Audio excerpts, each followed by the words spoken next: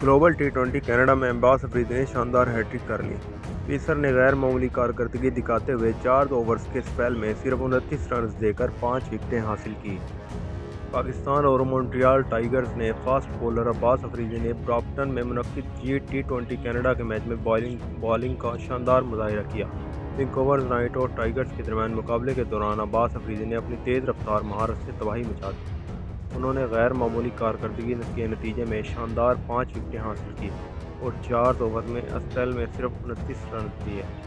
इसके सहर अंगेज डिस्प्ले की खास बात एक गैर मामूली हैट्रिक थी जिसने नाइट्स को दंग कर दिया और पोस्ट करने के अलावा जद्दोजहद की। अब्बास अफरीदी ने जादुई स्पेल का आगाज वर्तिका को इनिंग्स के अव्वल में आउट करने से हुआ, ताहम नाइट्स के मोहम्मद रिजवान और ओस्बर्न बोश ने एक उम्मीद अफजा शराकत दारी कायम की जिसने अपनी टीम को साजगार पोजीशन में डाल दिया।